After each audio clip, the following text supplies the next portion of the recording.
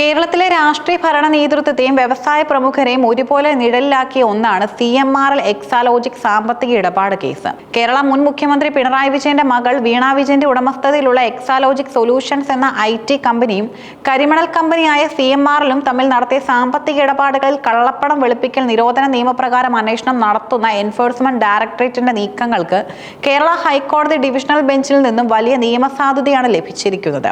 ED അന്വേഷണത്തെ ചോദ്യം ചെയ്തുകൊണ്ട് CMRL സമർപ്പിച്ച അപ്പീൽ ഹർജി കോടതി തള്ളിയതോടെ കേന്ദ്ര ഏജൻസി തങ്ങളുടെ അന്വേഷണത്തിന്റെ വേഗത വർദ്ധിപ്പിച്ചിരിക്കുകയാണ്. എതിർകക്ഷികൾ സുപ്രീം കോടതിയിലേക്ക് അപ്പീലുമായി പോകാനുള്ള സാധ്യത മുൻകൂട്ടി കണ്ട് അതീവ കരുതലോടെയും പഴുതടച്ചും നീങ്ങാനാണ് ED തീരുമാനം.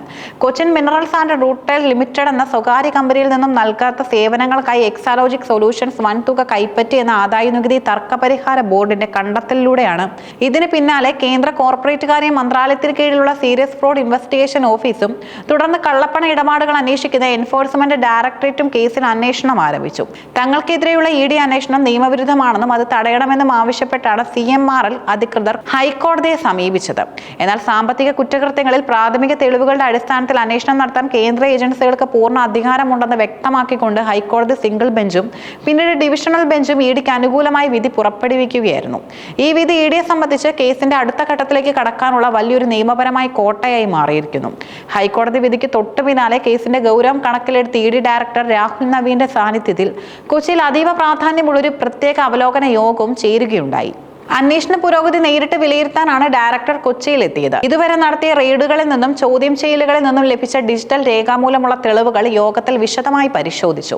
ശേഖരിച്ച വിവരങ്ങളിൽ ഡയറക്ടർ തൃപ്തി രേഖപ്പെടുത്തിയതായാണ് വിവരം. സുപ്രീം കോടതിയിൽ നിന്നും ഈ ഘട്ടത്തിൽ യാതൊരുവിധ സ്റ്റേ ഉത്തരവുകളും ഉണ്ടാകാതിരിക്കാൻ ആവശ്യമായ മുൻകരുതലുകൾ എടുക്കാനും ബാക്കി അന്വേഷണ നടപടികൾ എത്രയും വേഗം പൂർത്തിയാക്കാനും അന്വേഷണ സംഘത്തിന് ഡയറക്ടർ കർശന നിർദ്ദേശം നൽകി. കേസിലെ ഏറ്റവും പ്രധാനപ്പെട്ട വ്യക്തികളിൽ ഒരാളായ മുഖ്യമന്ത്രിയുടെ മകൾ വീണ വിജയനെ നേരിട്ട് ചോദ്യം ചെയ്യുന്നതിലേക്ക് ED കടക്കുകയാണ്. ഇതിനായി അവർക്ക് കൊച്ചി ഓഫീസിൽ ഹാജരാകാനുള്ള ഔദ്യോഗിക നോട്ടീസ് ഉടൻ തന്നെ നൽകും. നേരത്തെ വീണയുമായും CMRLുമായി ബന്ധപ്പെട്ട് കേരളത്തിലും ബംഗളൂരുവിലുമായി ഏകദേശം 12ഓളം തന്ത്രപ്രധാന സ്ഥലങ്ങളിൽ ED വ്യാപകമായ റെയ്ഡുകളും നടത്തിയിരുന്നു. അന്ന് പരിശോധനയുടെ ഭാഗമായി ED ഉദ്യോഗസ്ഥർ ചില പ്രാഥമിക ചോദ്യങ്ങൾ ചോദിച്ചിരുന്നെങ്കിലും വ്യക്തമായ മറുപടികളൊന്നും ലഭിച്ചില്ല എന്നാണ് ED വൃത്തങ്ങൾ വ്യക്തമാക്കുന്നത്. എന്നാൽ ഇത്തവണ റെയ്ഡുകളിൽ നിന്നും മറ്റും അക്കൗണ്ടുകളിൽ നിന്നും പിടിച്ചെടുത്ത ഡിജിറ്റൽ തെളിവുകൾ മുന്നിൽ വെച്ച് കൃത്യമായി മറുപടി വാങ്ങാനാണ് EDയുടെ പദ്ധതി. വീണ വിജയന്റെ സാമ്പത്തിക ഇടപാടുകളെക്കുറിച്ച് കൂടുതൽ ആഴത്തിൽ അന്വേഷിക്കാൻ 2 പ്രധാന നീക്കങ്ങളാണ് ED നടത്തുന്നത്. വിവിധ ബാങ്കുകളിലുള്ള വീണയുടെ ലോക്കറുകൾ തുറന്നു പരിശോധിക്കാൻ ED തീരുമാനിച്ചിട്ടുണ്ട്. ഇതിലൂടെ സാമ്പത്തിക രേഖകളോ മറ്റ് നിർണായക തെളിവുകളോ കണ്ടെത്താനാകുമെന്നാണ് ഏജൻസി കരുതുന്നത്. വീണ വിജയന് വിദേശത്തുള്ള ബാങ്ക് അക്കൗണ്ടുകൾ വഴിയോ അല്ലെങ്കിൽ വിദേശ കമ്പനികൾ വഴിയോ എന്തെങ്കിലും പണമിടപാടുകൾ നടന്നിട്ടുണ്ടോ എന്നതിനെക്കുറിച്ചും കേന്ദ്ര ഏജൻസി വിശദമായ അന്വേഷണം നടത്തുന്നുമുണ്ട്. അന്താരാഷ്ട്ര തലത്തിലുള്ള സാമ്പത്തിക സ്രോതസ്സുകൾ പരിശോധിക്കുന്നതിലൂടെ പണത്തിന്റെ യഥാർത്ഥ ഉറവിടം വ്യക്തമാക്കുമെന്ന് ED കരുതുന്നു.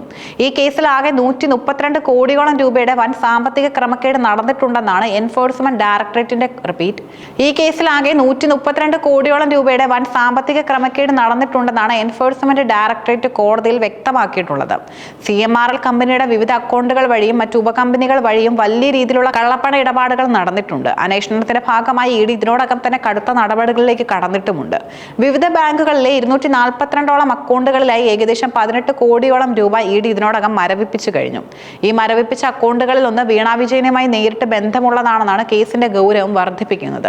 സാധാരണയായി കള്ളപ്പണ കേസുകളിൽ പണം കൈപ്പറ്റിയ വ്യക്തി അത് എന്തിനുവേണ്ടി ഉപയോഗിച്ചു എന്നത് തെളിയിക്കേണ്ടത് നിയമപരമായി അത്യാവശ്യമാണ്. ഈ കേസിൽ ED പ്രധാനമായും ഉത്തരം കണ്ടെത്താൻ ശ്രമിക്കുന്നത് നിരവധി കാര്യങ്ങളിലാണ്. എക്സാലോജിക് കമ്പനി CMRLന് നൽകിയെന്ന് പറയുന്ന IT കൺസൾട്ടൻസി സേവനങ്ങൾ യഥാർത്ഥത്തിൽ നൽകിയിട്ടുണ്ടോ, അതോ വെറും വ്യാജ കരാറുകൾ ഉണ്ടാക്കി പണം കൈമാറിയിരുന്നു? CMRLൽ നിന്നും കൈപ്പറ്റിയ വൻതുക വീണ എന്തിനാണ് ഉപയോഗിച്ചത്? അത് എവിടെയൊക്കെയാണ് നിക്ഷേപിച്ചത് അല്ലെങ്കിൽ വിനിയോഗിച്ചത്? ഈ 132 കോടിയുടെ കള്ളപ്പണ ഇടപാടിൽ നിന്നും വീണ വിജയന് പുറമെ പണം കൈപ്പറ്റിയ മറ്റു ഉന്നത വ്യക്തികൾ ആരൊക്കെയാണ്? ഈ ചോദ്യങ്ങൾക്കുള്ള ഉത്തരം ലഭിക്കുന്നതിനായി CMRLുമായി ബന്ധപ്പെട്ട കൂടുതൽ ഉന്നത ഉദ്യോഗസ്ഥരെയും രാഷ്ട്രീയ സ്വാധീനമുള്ള വ്യക്തികളെയും വരും ദിവസങ്ങളിൽ കൊച്ചിയിലേക്ക് വിളിപ്പിക്കും. ഈ കേസ് കേരള രാഷ്ട്രീയത്തിൽ വലിയൊരു ഭൂകമ്പമാണ് സൃഷ്ടിച്ചിരിക്കുന്നത്. പ്രതിപക്ഷമായ CPMനെ മുൻ മുഖ്യമന്ത്രിയെയും നേരിട്ട് ബാധിക്കുന്ന ഒന്നായതുകൊണ്ട് തന്നെ ഭരണപക്ഷം ഈ വിഷയത്തെ ശക്തമായ രാഷ്ട്രീയ ആയുധമാക്കും. അതേസമയം കേന്ദ്ര ഏജൻസികളെ ഉപയോഗിച്ച് രാഷ്ട്രീയ പ്രതിയോഗികളെ വേട്ടയാടാനുള്ള BJP സർക്കാരിന്റെ ശ്രമമാണിതെന്ന പ്രതിപക്ഷം ഉയർത്തുന്നുണ്ട്.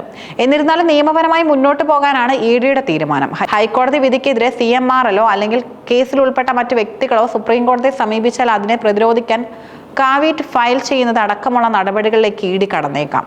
തങ്ങളുടെ ഭാഗം കേൾക്കാതെ സുപ്രീം കോടതിയിൽ നിന്നും ഏകപക്ഷീയമായി സ്റ്റേ ഉണ്ടാകാതിരിക്കാൻ ഇ ഡി അതീവ ജാഗ്രത പുലർത്തുന്നു. വിധി ഇ ഡിക്ക് കേസ് ശക്തമായി മുന്നോട്ട് കൊണ്ടുപോകാനുള്ള വലിയൊരു ഊർജ്ജമാണ് നൽകിയിരിക്കുന്നത്.